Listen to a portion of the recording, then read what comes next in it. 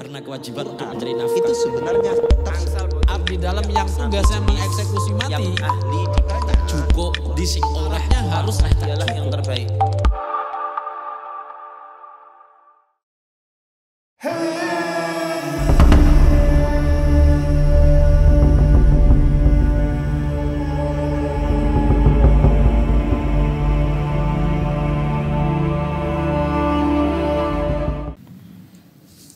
Assalamualaikum warahmatullahi wabarakatuh.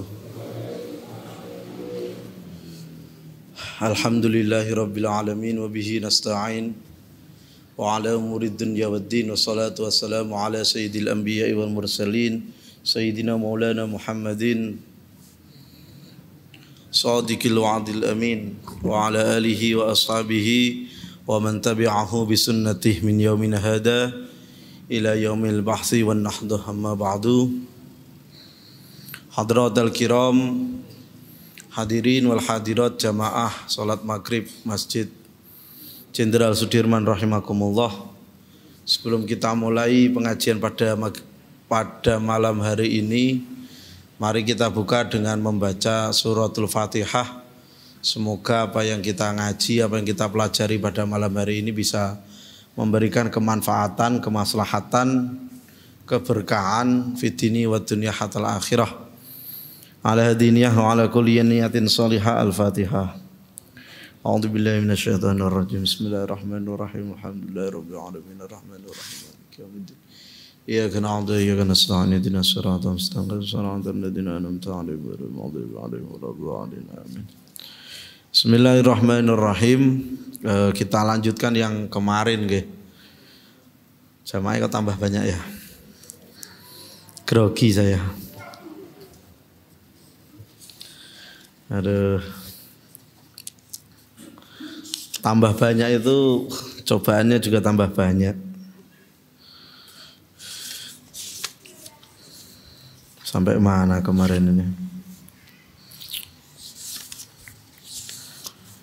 Kita lanjutkan kemarin tentang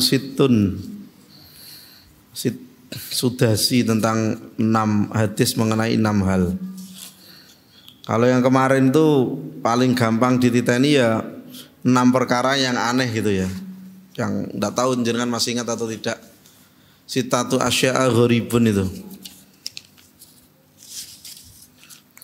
Sitatu asya'a hunna gharibah ay ba'idah anil munasabah fi sittati mawadi. 6 perkara yang aneh kalau berada di tempat yang salah, kira-kira gitu. Yang pertama yang kemarin itu adalah al-masjidu gharibun fima baina qaumin la yusalluna fih. Masjid kok dibangun di tengah-tengah orang yang tidak sholat. Itu satu. Agak aneh lah, buat apa bangun masjid gitu. Atau masjidnya udah kadung dibangun tapi orangnya nggak mau sholat, ya itu aneh juga gitu. Ditinggalkan masjidnya maksudnya. Di kota banyak sekali itu.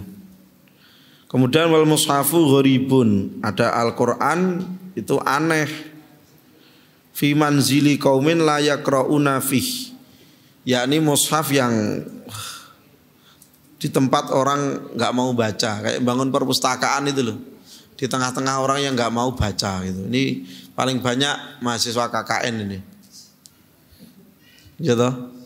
Woi, keren bikin perpustakaan di tempatnya KKN gitu. Terus numpang foto gitu. Program KKN. Bikin perpus di desa A gitu. Setelah mereka pergi nggak ada yang ngurus. Bukunya jadi makanan rayap.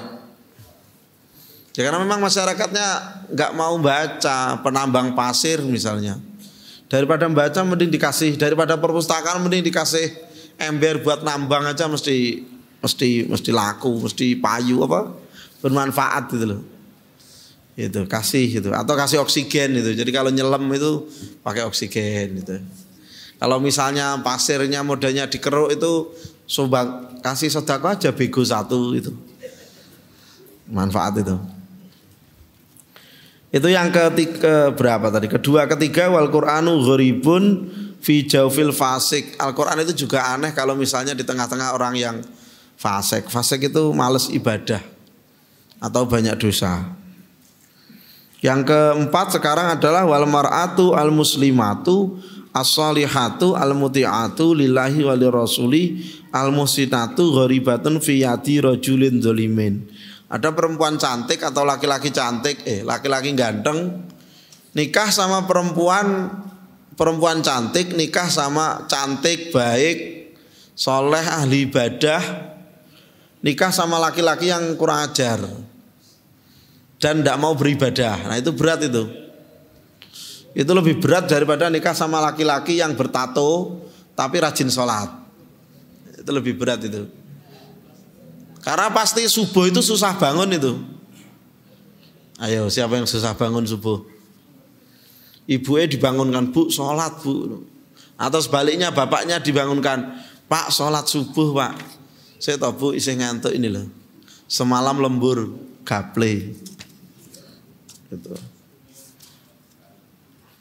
Atau ngomong tidurnya lo baru jam 3 bu itu. Lah kenapa pak? Memenuhi hasrat kehausanku, minum. Jadi bali mabuk itu. Kan tidak mungkin bangun jam subuh itu, agak susah. Nah yang berseberangan itu nampak aneh gitu loh. Maka dalam agama itu sering dinyatakan kalau menikah itu sekufu. Sekufu itu sederajat lah. Tapi derajat itu jangan dilihat derajat harta. Sekalipun kadang iya. Jenengan pernah nonton film India Pak Bu? Ada orang kaya pura-pura miskin demi mendapatkan cewek cantik. Nah, itu cuma di film itu. Faktanya tidak ada. Orang kaya pura-pura miskin itu kebanyakan berhasil. Yang tidak berhasil itu orang miskin pura-pura kaya. Karena nggak ada itu. Gimana mau kaya? Modalnya nggak ada itu. Ragatnya nggak ada. Itu kadang terlalu jomplang. Tapi ini bukan soal status sosial, tapi status status kesalehan itu. Makanya kalau bisa sih yang laki-laki sholat, yang perempuan juga sholat gitu.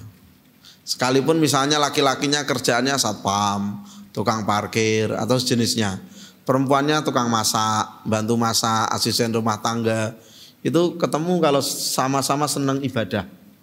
Sekalipun satu kaya, sekalipun satu miskin. Karena dipertemukan di masjid. Masjid ini tempat netral. Orang kaya, miskin, pejabat, orang biasa, pengusaha, tukang becak, tukang parkir, semua boleh di soft depan dan belakang imam. Boleh. Itu.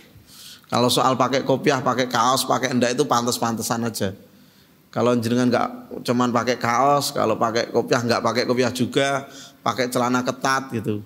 Belakangnya ada tulisannya gambar tengkorak gitu. Terus di belakang imam gitu. Ya enggak pantas saja. Tapi boleh sebenarnya. Itu boleh. Apa meneh tulisannya sarungnya apik banget ana mereke diinceng. Apa mereke? Atau kaosnya tulisannya asu kabeh gitu kan repot. Nah yang kayak gitu itu sebenarnya ya enggak lazim tapi boleh gitu. Nah persoalannya ketika masjid itu sudah jadi ruang sosial, ruang ada kasta sosialnya. Kalau ada kunjungan presiden atau kunjungan menteri, yang depan suruh ngosongin jatahnya menteri, gitu. Kenapa itu terjadi ya? Karena masjid sudah jadi, ya anggap saja seremonial, bukan tidak. Ya anggap ya tidak apa-apa sebenarnya. Sekalipun hukum asalnya tidak boleh, itu kan insidental saja, bukan rutinan, tidak apa-apa itu. Toh kita semua yakin yang di soft belakang itu bahwa itu hanya pencitraan. Ya sudah yakin semua toh. Gak usah marah-marah, itu cuma pura-pura. Ya memang pura-pura. Siapa bilang serius? Ya enggak lah. Kalau serius saya yakin dia enggak mau jadi menteri apalagi jadi DPR. Mau jadi DPR itu modalnya banyak kok. Orang waras lo males. Males. Modalnya banyak dan pasti korupsi, pasti. Sekarang itu hampir nggak mungkin nggak korupsi. Sekecil apapun jadi anggota itu kalau nggak korupsi berat. Justru salah kata partainya. Ya gimana terus? Makanya dampaknya keluarga. Dalam hadis itu disebutkan gini. Al halalu bayyinun wal haramu bayyinun wa ma bainahuma umurun mushtabihatun la ya'lamuhunna katsirun minan nasi.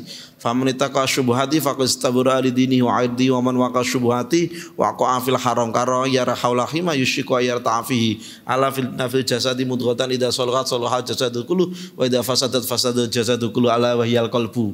Nah itu. Tadi itu.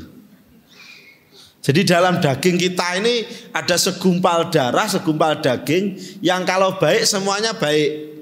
Yang kalau jelek semuanya jadi jelek. Apa itu? Hati.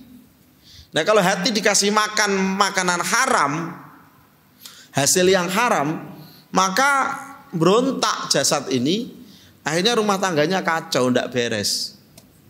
Kebanyakan begitu, konflik terus. Konflik, bukan soal miskin, enggak. Tapi batin ini konflik. Dan untuk beribadah itu sulit sekali. Jadi ukuran miskin itu bukan ukuran dia soleh atau tidak. Kaya itu juga bukan ukuran dia soleh atau tidak. Bisa jadi orang kaya itu lebih soleh daripada orang tidak kaya. Bisa jadi orang yang tidak kaya, orang miskin juga tidak rajin ibadah karena sibuk nyari duit. Apa-apa dihitung duit. Maka saking khawatirnya Nabi, beliau pernah bersabda kadal fakru ayyakuna kufra. Hampir sebab kemiskinan itu orang itu kafir. Karena gak ada yang bantu. Yang bantu Yesus. Kita sering marah kalau di Gunung Kidul keimanan ditukar dengan mie sekerdus kan. Guyonannya kan begitu. Lah kita nggak mau ngapa-ngapain ya jangan marah tuh. Mereka lebih berharap mie sekerdus daripada bacotan kita kan. Lebih kenyang mie. Gitu loh. Maka ya kita introspeksi diri. Jadi itu yang keempat, wal mar'atu al muslimatu as-shalihatu ghoribatun fi yadi rajulin dzalimin. Yakni perempuan yang muslim yang baik yang menikah sama laki-laki dolim. Sebaliknya juga sama, perempuan yang laki-laki yang baik mengejar perempuan yang cantik tapi dolim. Ya susah itu. Dia jatuh cinta karena cantik gitu. Cantik ya gitu. Ya sudah bubar. Berapa banyak orang terkejut, mohon maaf melihat TV seakan-akan ini pasangan yang sangat serasi dan ideal. Tahun ini atau 1 tahun kemarin, tahun ini bertengkar mau cerai atau kekerasan rumah tangga KDRT. Kenapa ya? Karena itu desainnya nggak pas. Titik. Kemudian yang di sini disebutkan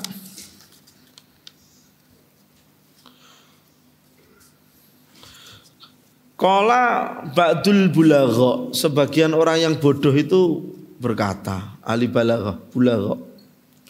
Al-hasanul khuluqi, orang yang tampilannya, orang yang budi pekertinya baik, yaitu man nafsuhu, yang dirinya itu firahatin nas, yaitu orang yang merasa nyaman dalam lingkungan manusia. Wa nasu minhu fi salamatin wa sayyi'ul khuluqi an-nasu minhu fi bala'in wa huwa fi nafsihi fi ana'i. Bahwa orang yang baik itu adalah orang yang berada di sekitar manusia itu nampak nyaman itu, orang kaya lah. Sementara orang yang tidak baik itu tidak diperhatikan manusia gitu. Nah, itu pandangan yang salah.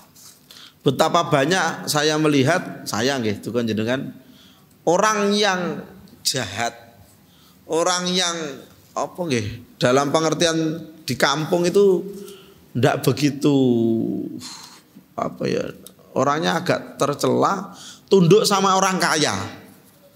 Jadi kalau yang datang ke situ orang kaya pasti diperhatikan betul, karena merasa dia akan kecipratan kekayaannya. Jadi ada orang kaya datang, oh silakan gitu.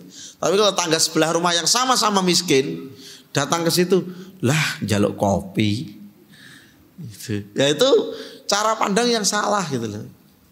Bahwa kaya dan miskin itu sama gitu loh. Sama-sama tidak menguntungkan kita kadang. Gitu. Cuman kalau orang yang kaya kita berpikir ada harapan dia ngasih kita. Tapi kalau orang yang miskin datang kita berpikir malah merepotkan kita gitu. Itu sering terjadi. Kemudian yang terakhir yang keenam, yang aneh adalah wal alimu, aneh, orang yang pinter itu aneh, idza kana muqiman baina qaumin la yastami'una ilaih. Orang pinter tapi tinggal di sekitar orang yang tidak mau belajar.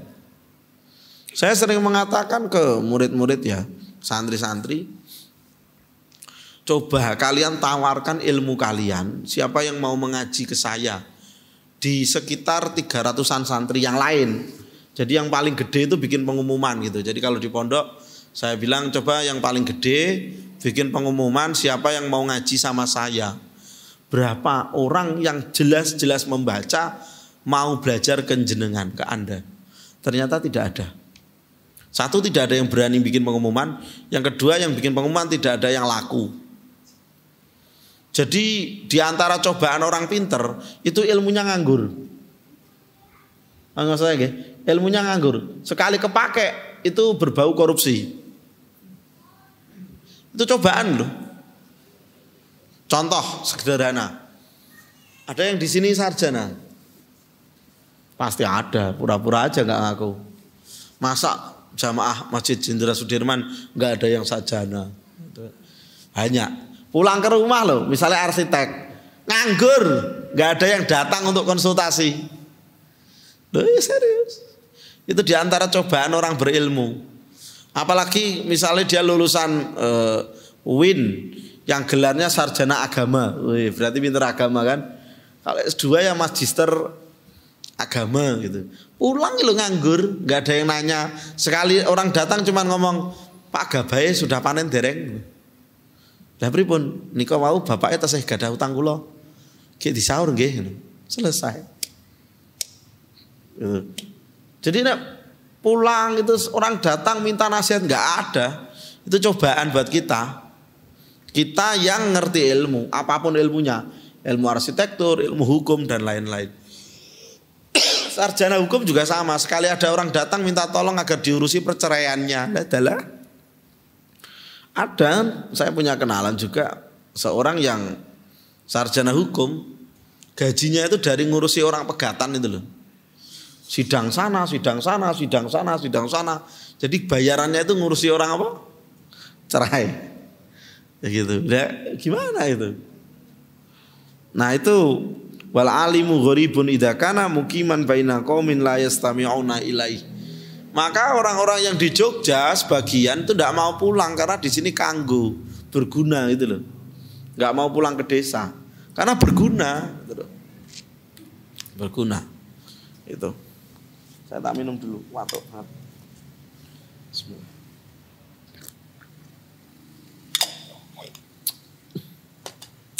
Di Papua itu saya tidak mau bermaksud menyinggung orang Papua. Dulu ada program dari Pak Harto kalau tidak salah bikin puskesmas banyak sekali. Tapi di sana puskesmas itu nganggur 2 tahun rusak nggak kepake karena orang lebih banyak pergi ke dukun daripada ke puskesmas kalau sakit. Nah kan itu nggak laku itu loh, memang nggak laku. Atau dikirim dokter di sana tapi alatnya tidak ada, lah ya kan percuma juga. Dokter mau nyuntik pakai jarum, pakai paku kan nggak bisa toh. Atau impusnya diganti impus sapi itu kan nggak bisa juga. Gitu. Jadi memang kadang kita itu berada pada posisi yang tidak tepat. Sama kayak jenengan misalnya ada yang beberapa tak lihat tukang becak juga. Tukang becak itu juga ndak salah tempat kalau buka praktek di gunung. Yang jalannya nanjak gini. Jenengan mau ngayuh mancal itu bisa kepancal tenan awake. Karena ndak ada di Muria tempat ziarah orang ziarah itu nggak ada ojek becak, itu nggak ada. Yang ada ojek RE King. Nah di sini, ini gimana? Itu tempatnya tidak pas karena memang tempatnya tidak pas. Gitu. Nah maka menempatkan diri di tempat yang pas itu menjadi sangat penting. Gitu. Misalnya jenengan pegawai PLN gitu. Pegawai PLN ini contoh aja ya. Jadi nggak harus ditiru.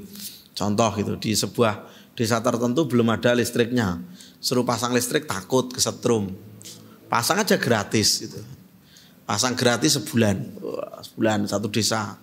Loh kok enak ya ada listrik, gitu. Belajar ada lampu malam itu. Terus dapat sebulan lebih 1 hari pedot aja semua diputus. Pasti protes. Loh kok diputus gitu. Loh ya kan kalian nggak bayar. Ini kan punya saya, terserah saya dong. Pasang lagi. Ya sudah kalau mau pasang bayar. Gitu. Nanti laku gitu. Cara promosinya begitu. Atau ini juga nggak bagus tapi indikatornya bisa. Bagaimana orang misalnya seperti saya mengaku seorang ustadz punya kelebihan tertentu, semi-semi tanda kutip paranormal, kemudian berada di pegunungan, saya tidak mau mengatakan Gunung Kidul, yang agak tinggi dan pedalaman, saya ngaku dukun, pasti laris saya. Gitu. Dan saya meramal cuaca nanti sore hujan. Dan benar hujan. Padahal saya nonton BMKG. Atau lihat cek aplikasi cuaca. Di tempat yang itu jarang teknologi, pasti laku. Pasti laku. Logika seperti ini tuh hampir tidak laku di negara-negara maju. Sakit itu ya ke dokter. Jarang sakit ke tukang pijet. Hampir nggak ada mungkin di Amerika tukang pijet. Yang ada mungkin itu loh, yang kedokteran modern kayak di Karyadi Semarang itu, ortopedi. Nah itu mungkin laku itu. Kalau tukang pijet patah tulang sangkal putung nggak ada di Amerika sangkal putung. Itu malah dikira klenik nanti. Itu. Ya Allah, bismillahirrahmanirrahim. Summa qala, kemudian Nabi berkata, Nabi sallallahu alaihi wasallam, innallaha, sesungguhnya Allah, innallaha, sesungguhnya Allah Ta'ala, itulah yang duru, tidak memandang, tidak memperhatikan ilaihim, kepada mereka, haula'il qaumil ladina, yaitu orang-orang yang la yusghuna ilal kalam, yang tidak meninggalkan perkataan ini. Yaumal kiamati, besok hari kiamah, nadharur rahmati, dengan melihatnya dengan belas kasih. Wa yahtamilu, dan membawa ayarji'a, maksudnya kembali, ad-dhamiru, yaitu dhamir hati, ilal madhkurin, padahal yang telah disebutkan tadi di awal. Siapa yang tidak dilirik oleh Allah? Alladzina, yaitu orang-orang lam yusollu, yang tidak sholat, fi dalikal masjidi, ke dalam masjid tersebut. Tadi ada masjid dibangun di tempat orang yang tidak sholat gitu. Jadi orang-orang itu diabaikan. Walam yakra'u fi dalikal mushafi, dan orang yang tidak membaca mushaf tersebut. Wal khariju, dan orang yang keluar dari perkara an amrillahi, dari perintah Allah Subhanahu wa taala. Wasayyi'ul khuluqi, dan orang yang budi pekertinya buruk, baik minar rajuli, dari laki-laki, wal mar'ati, ataupun perempuan. Walam yatabi, dan tidak mengikuti kalamal alimi, perkataan atau nasihat orang yang alim. Jadi orang yang dibangun di situ ada masjid nggak mau sholat, maka orang itu otomatis tidak dilirik oleh Allah. Persoalan hidupnya jadi ruwet gitu. Termasuk orang yang tadi disebutkan orang yang tidak pernah baca mushaf, maka orang tersebut juga akan ruwet hidupnya. Itu keterangan-keterangan semacam itu tidak bisa diukur dengan hitungan matematis. Ini soal keimanan. Jadi kalau kita ngukurnya dengan ukur matematis ya tidak ketemu. Ini keimanan.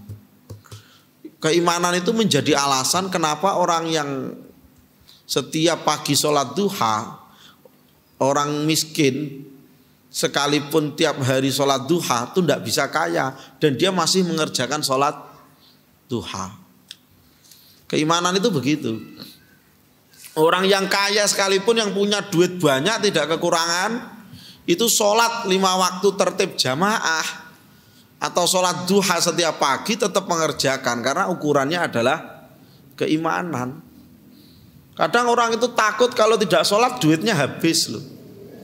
Kadang takut kalau tidak sholat duha rezekinya tidak lancar. Itu level-level yang sangat rendah.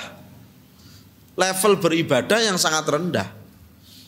Jadi mau makan, mau minum, mau kaya, mau miskin, Itu tidak ada urusannya dengan harta-harta jatah Allah Subhanahu wa taala. Tapi bahwa manusia dituntut usaha wajib. Ada sebuah anekdot di dalam cerita ya dari sebuah karya sastra. Suatu ketika ada salah seorang laki-laki muda yang terkenal dia itu bisa membaca masa depan. Gitu.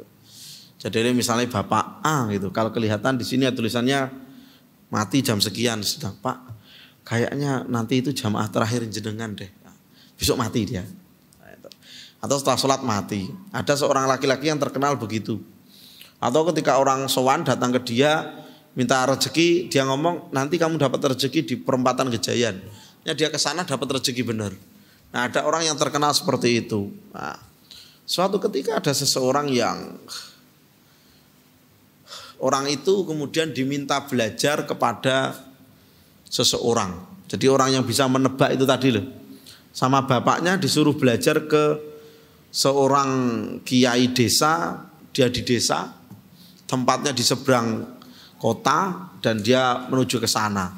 Setelah bertemu dengan calon gurunya itu dia melihat bahwa di kening gurunya ini tulisannya kafir. Oh, kan dia kaget. Ini bapak gimana tuh masa saya suruh belajar sama orang kafir. Nah, itu kan bingung kan dia. Ini cerita ya, cerita. Anda boleh percaya boleh tidak. Saya hanya bercerita pada orang-orang yang percaya gitu. Tapi ini bukan soal ini saya akan menjelaskan filosofinya nanti. Jadi ini bapak gimana tuh masa saya suruh belajar kepada orang yang batuknya tulisannya apa? Kafir. Akhirnya dia tidur di rumahnya. Amalannya apa tuh orang ini kok bapak nyuruh saya belajar ke dia gitu. Malam dia bangun, dilihat tahajud juga enggak. Terus hari kedua sama, sholatnya standar aja. Ternyata malam minggu dia keluar. Oh, malam minggu dia keluar, diikuti pak dari belakang. Ternyata dia ke klub malam. Oh, nyanyi-nyanyi sama mbak-mbak Purel. Gitu. Kok kayak gini toh? Gitu. Terus habis itu dia main judi, menang dia. Main remi, poker, menang bawa pulang duit. Ketemu orang miskin di jalan, kasihkan duitnya. Dia pergi.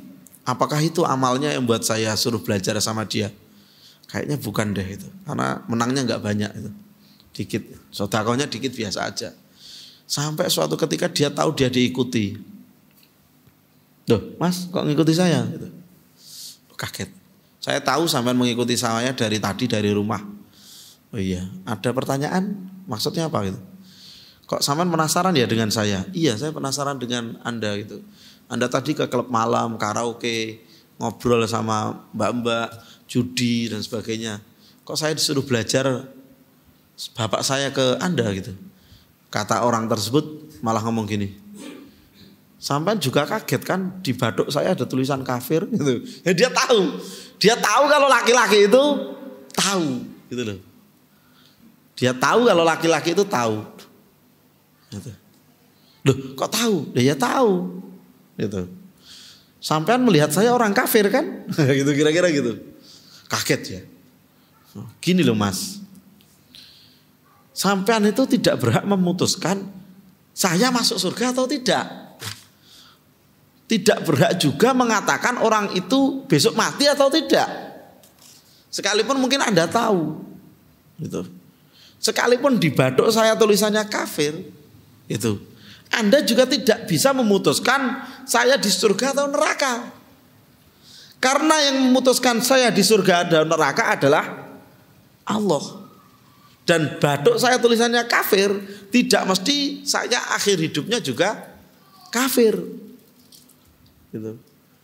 Dan juga kalaupun saya kafir, ini sudah desain dari Gusti Allah Mas. Gitu. Kaget ya Pak. Oh ya benar juga gitu. Benar juga, ngapain saya ngurusi dia gitu. Artinya adalah bahwa orang itu nampak kadang buruk gitu ya. Tapi untuk memutuskan dia buruk bukan kita. Kita cukup tidak mengikuti orang tersebut. Karena memang secara hukum dunia dia tidak baik mungkin ya. Jadi kita tidak perlu mengurusi orang tersebut. Tinggalkan saja. Tinggalkan saja. Kalau dia kena kasus ya urusannya hakim dan kepolisian kan. Selama dia tidak ada kasus dan ya sudah. Bahwa secara hukum dunia dia salah, iya. Tapi kemudian kita tidak harus memutusi ketika kita tidak dalam posisi yang benar. Posisi yang benar itu ya hakim, polisi dan sebagainya itu. Nah itu terkait tadi orang-orang yang kemudian tidak dilirik oleh Allah Subhanahu wa taala. Bismillahirrahmanirrahim. Wal maqalatu as-saniyatu. Nasihat yang kedua. Yang pertama tadi 6 hal yang aneh. Yang kedua ini juga masih 6 hal juga. Qala bersabda Nabi sallallahu alaihi wasallam, sitatun 6 hal la'anathum, yang dilaknat mereka, 6 orang ini dilaknat. Wa la'anahumullahu ta'ala, dia ini la'anathum la'antuhum wa la'anahumullahu ta'ala, yang dilaknat oleh Nabi dan dilaknat oleh Allah. Itu 6 orang. Wa kullu nabiyyin, dan dilaknat oleh setiap nabi, mujabud da'awati, yang doanya itu diijabai oleh Allah Subhanahu wa taala. Siapa 6 orang itu? Ya Allah Subhanahu. Azza itu fi kitabillahi ta'ala. Jadi orang yang berpegang pada kitab Allah Subhanahu wa taala. Orang yang dilaknat itu azza itu fi kitabillahi ta'ala. Orang yang menambah-nambah Al-Quran, menambah-nambah kitab Allah itu dilaknat. Nah sekarang saya akan mencoba menjelaskan ngeten, mungkin jenengan boten begitu menyadari. Surah Al-Fatihah itu ayatnya berapa? 7 nggih. 7 bener 7 toh? Nggih. Ayat nomor pertama uninya gimana bunyinya? Bismillahirrahmanirrahim. Mau sudah paham?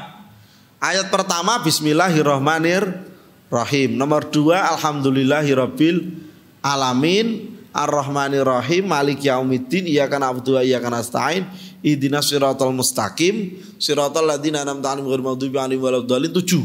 Sudah ya? Sudah 7. Kalau sholat itu kan wajib dibaca. Saya ulangi, kalau sholat wajib dibaca. Sebagian tak sebut kewe. Sebagian ben pinter. Sebagian warga Muhammadiyah itu tidak membaca bismillah. Sudah paham nggih? Tak sebut nggih. Mungkin persis juga. Terus kira-kira surat Al-Qur'an itu berkurang enggak ayatnya? Ayo, ada yang bisa menjelaskan? Di ayat lain disebutkan walaqad atainaka sab'am minal masani wal qur'anal azim, dan telah kami turunkan kepada kalian itu 7 ayat yang diulang-ulang, yaitu Al-Fatihah, wal qur'anal azim, dan Al-Qur'an secara keseluruhan. Artinya jumlah 7 ayat dalam Fatihah itu sudah nas, sudah baku, tidak boleh ditambah dan tidak boleh dirubah. Tadi jenengan mengatakan yang pertama basmalah itu adalah ayat nomor 1. Nah, sebagian warga Muhammadiyah tidak membaca basmalah. Menurut hitungan matematika kita berarti mengurangi ayat tidak? Bingung, sing Muhammadiyah bingung. Ben pinter tak jelasno. Jadi penomoran penomoran ayat Al-Qur'an itu tidak baku. Penomoran ayat Al-Qur'an itu tidak baku. Paham nggih? Al-Quran yang berada di Indonesia itu adalah Al-Quran Qiraah Asim riwayat Hafiz. Semua di Indonesia Qiraahnya Asim riwayat Hafiz. Tidak akan saya terangkan di sini tentang ilmu qiraah. Ini seperti madzhab fikih, ada Syafi'i, Maliki, Hambali gitu. Nah Asim itu seperti Syafi'i gitu, kira-kira gitu. Ada 7 ragam qiraat, ada 10, ada 15. Di Indonesia hanya 1. Pakai Asim riwayat Hafiz. Ada lagi riwayat Syu'bah tapi tidak dipakai di Indonesia. Riwayat itu menyatakan bahwa Al-Fatihah ayat pertama adalah Bismillahirrahmanirrahim.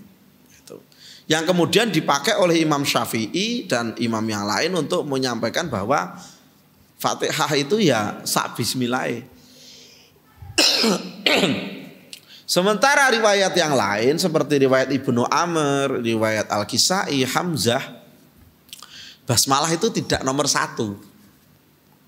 Nomor 1 adalah apa?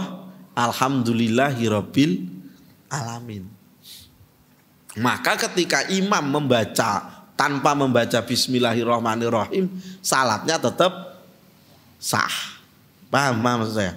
Di riwayat yang lain, di mushaf yang lain, jenengan beli kalau haji atau umroh, cari mushaf selain riwayat Hafiz. Kalau mushaf yang dibagikan ketika umroh, ketika haji, itu pasti riwayat Hafiz, karena pemerintah Saudi tahu Indonesia pakai qiraahnya Asim, pasti bagi itu. Tapi coba beli di pasar-pasar yang qiraah yang lain. Nomor 1 adalah Alhamdulillahirabbil alamin, nomor 2 Ar-Rahmanir-Rahim, nomor 3 Malik Yaumiddin, nomor 4 Iyyaka na'budu wa iyyaka nasta'in, nomor 5 apal mboten nih? Ihdinas siratal mustaqim, nomor 6 siratal ladzina an'amta 'alaihim, berhenti. Nomor 7-nya ghairil maghdubi 'alaihim waladdallin. Di mushaf kita itu jadi 1, 6 7 itu jadi 1. Kalau basmalah tidak dimasukkan, maka yang nomor ke-7 adalah ghairil maghdubi 'alaihim waladdallin. Maka sholatnya tetap sah. Paham maksud saya? Yang tidak sah yang meyakini basmalah itu nomornya 1, tapi sholatnya tidak pakai bismillah. Bedanya orang pintar dan tidak pintar. Makanya kalau jadi warga Muhammadiyah tuh pintar. Kalau ditanya loh Pak, mengurangi bacaan? Oh tidak. Itu kan satu riwayat. Riwayat yang lain tidak pakai basmalah, tapi langsung alhamdulillahirabbil alamin. Oh gitu ya. Itu di riwayat yang lain, maka itu diadopsi oleh Imam Hanafi misalnya, tidak pakai basmalah. Imam Maliki pelan. Bismillahirrahmanirrahim. Alhamdulillahirabbil alamin gitu. Loh yang Syafi'iyah ya enggak paham. Oh enggak pakai basmalah ya. Sah apa enggak ya? Bingung. Wong NU bingung. Oh enggak pakai basmalah ya. Kira-kira gitu. Anak NU-nya juga enggak paham juga podo. Ya itu kira-kira gitu. Lah umumnya di Indonesia pakai basmalah. Mushaf kita itu kan pakai basmalah semua. Itu loh. Maka di Al-Baqarah basmalah bismillahirrahmanirrahim tidak dihitung 1 ayat. Itu loh. Yang ada bismillahnya itu banyak riwayat tentang bismillah, yang lain enggak. Itu yang pertama. Jadi kudu pinter. 6 orang yang dilaknat oleh Allah Subhanahu wa taala yang menambah-nambah ayat Al-Qur'an. Jadi itu tadi tidak nambah-nambah ya. Itu tadi memang peletakannya itu beda. Jenengan nambah seperti dulu ada Musailamah Al-Kadzab, gawe surat, bikin surat namanya Al-Qodok. Ad-Difda, Difda itu kodok. Ya Difda, wa ma adraka ma Difda. Kayak nulis itu Al-Qari'ah, wa ma adraka mal Qari'ah gitu.